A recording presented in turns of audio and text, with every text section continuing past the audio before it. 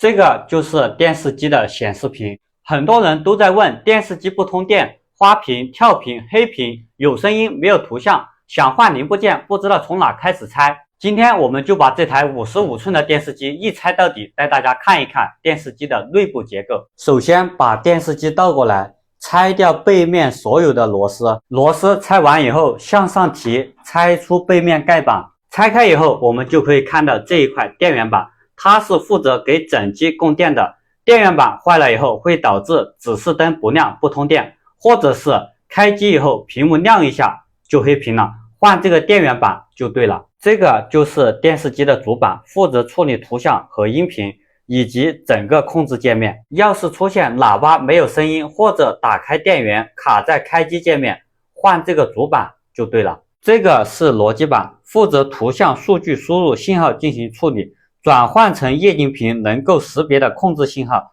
从而驱动液晶屏显示图像。要是屏幕出现黑屏、灰屏、白屏、花屏以后，我们可以把逻辑板两边排线任意一边给它拔下来，看另一半屏幕是不是正常。两边都拔了还是不正常，直接换这个逻辑板就对了。拔掉排线以后，另一半屏幕是正常的情况下，我们可以拿胶带把这个排线左边或者右边遮挡一半，再装回去。如果还不行，再拿胶带慢慢的减少遮挡，再装回去就可以了。下面我们就来拆它的屏幕。首先把屏幕排线上面这些零部件给它拆下来，拔掉逻辑板两边连接排线，把屏幕排线上面这些卡扣全部打开，再沿着边框找一圈，拆掉所有螺丝。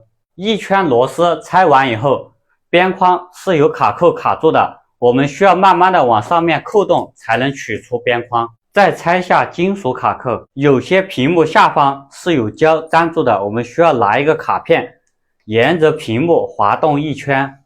滑动一圈后，我们再拿卡片轻轻的把屏幕向上面翘起来，再把两只手放进去，这个就是电视机的显示屏。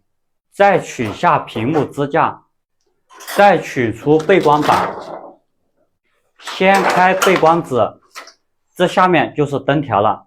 电视机出现有声音没有图像，或者是屏幕一半正常一半发黑，换这个灯条就对了。